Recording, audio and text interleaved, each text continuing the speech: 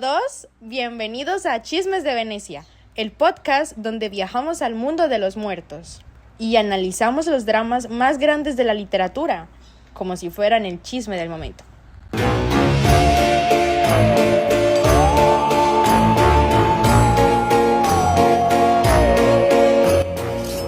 Exacto, y antes de empezar con el drama de hoy, presentémonos. Yo soy Isabela, una de las presentadoras, y después de haber viajado desde nuestro set en Bucaramanga al mundo de los muertos, hoy estamos aquí con mi compañera Valeria y dos invitados muy problemáticos. Sí, porque hoy tenemos nada más y nada menos que a Otelo y al hombre que probablemente empezó todo el problema, Yago. No sé si me gusta estar en un programa que se llama Chismes de Venecia. Relájate, Otelo. Si hay algo que he aprendido es que los chismes siempre hacen la vida más interesante. Bueno, ya que estamos hablando de tu historia, recordemos de dónde sale todo esto. La obra se llama Otelo, escrita por William Shakespeare, alrededor del año 1603. Es una tragedia, lo cual básicamente significa que, bueno, las cosas no terminan muy bien. Tragedia, qué exagerados. Yo solo hice algunos comentarios. ¿Algunos comentarios? Hiciste que dudara de mi propia esposa. Siguiendo con lo que decía, la obra se escribió durante el final del siglo XVI y comienzos del siglo XVII, una época influenciada por el Renacimiento. En ese momento había mucho interés por entender al ser humano, sus emociones y sus decisiones. Un periodo de grandes cambios culturales, científicos y artísticos. Se empezó a valorar más la razón, el conocimiento y el ser humano, dejando atrás muchas ideas rígidas de la Edad Media. Los escritores comenzaron a interesarse más por mostrar personajes complejos, con dudas, conflictos y emociones reales. En pocas palabras, los escritores empezaron a analizar cómo pensamos, cómo sentimos y por qué tomamos ciertas decisiones. Entonces, básicamente, Shakespeare estaba estudiando lo fácil que es manipular a alguien. Lo fácil que es creer rumores cuando confías en la persona equivocada. Ya que estamos hablando de eso, para quienes no conocen la historia, contemos rápidamente qué pasó. Otelo, ¿nos ayudas con eso? Ya que tú eres el protagonista. Claro que sí, aunque preferiría que esta historia tuviera un final diferente. ¿Qué dices? Esto habría sido menos interesante. La historia empieza cuando yo, un general del ejército de Venecia, me caso con Desdemona. Y hasta ese momento todo iba bastante bien. Yo confiaba completamente en ella. Pero aparece Yago.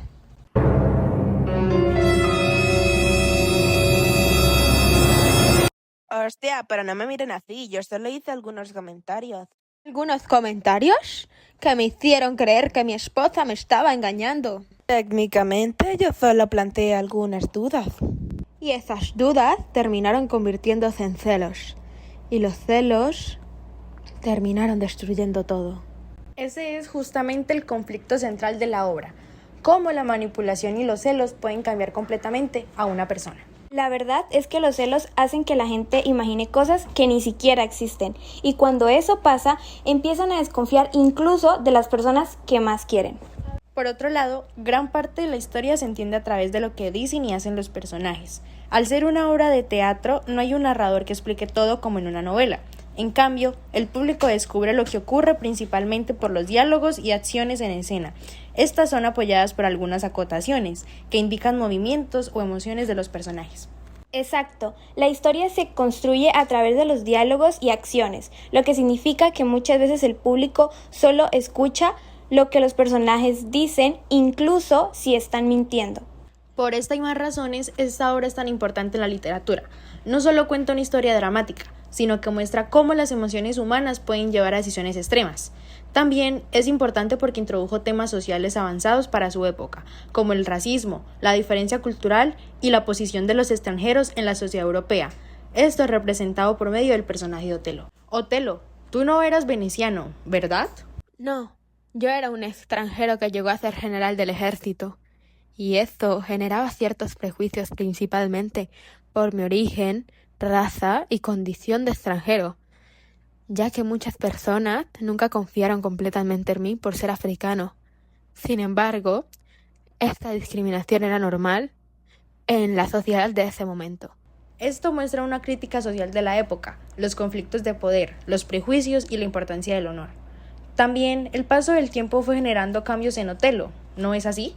Sí, al pasar del tiempo fui cambiando por la situación. Al principio yo era un líder tranquilo y seguro, pero poco a poco empecé a dudar de todo, hasta que los celos terminaron controlando mis decisiones. De hecho, hay una frase muy famosa relacionada con eso. Ya que dices eso, Valeria, vamos a analizar unas pequeñas citas textuales de esta obra. No siempre se tiene la oportunidad de escuchar la explicación directa de quien lo vivió. Es verdad, Isa. La frase dice: cuidado con los celos. Son un monstruo de ojos verdes que se burla de la víctima que domina. Curiosamente, esa frase la dije yo. Y aún así caí exactamente en esa trampa. La frase significa que los celos pueden hacer que las personas imaginen cosas que no son reales. Otra frase importante aparece cuando Otelo dice: ella me engañó y debe morir. ¿Qué significó para ti, Otelo? Ese fue el momento en que mis emociones superaron completamente a mi razón y cuando los planes de Yago funcionaron. Ahí vemos cómo la emoción supera la razón. Algo interesante es que este tipo de análisis de comportamiento humano era muy típico del Renacimiento. ¿Y eso qué tiene que ver con el refrigerio que me prometieron? Tranquilo, Yago, ya casi terminamos. Yo me refiero al humanismo, que se enfocaba en estudiar al ser humano, sus pensamientos y emociones. También aparece la idea del antropocentrismo, donde el ser humano y sus decisiones son el centro de todo. En nuestra historia eso es bastante claro. La tragedia no ocurre por magia ni por destino. Ocurre porque tomamos malas decisiones humanas. Y porque alguien decidió manipular a otro. Bueno, pequeños detalles. Lo interesante es que aunque esta obra fue escrita hace más de 4 siglos, todavía se sigue pareciendo mucho a la sociedad actual. La gente cree lo primero que escucha. Hoy pasa lo mismo con los rumores, redes sociales o noticias falsas. Sí, hace poco escuché por las noticias que un chaval atacó a su ex por celos. Se parece un poco a mí. Por eso esta obra sigue siendo tan relevante, porque muestra algo que todavía pasa hoy. Los celos, la manipulación y la desinformación siguen existiendo. Y con eso llegamos al final de este episodio de Chismes de Venecia. Hoy aprendimos que la literatura no solo cuenta historias, sino que también nos ayuda a entender mejor el comportamiento humano y que un buen rumor puede causar muchos caos. Por fin me puedo ir de este lugar. Está bien, Yago. Gracias por escucharnos y nos vemos en el próximo episodio de Chismes de Venecia. ¡Hasta la próxima!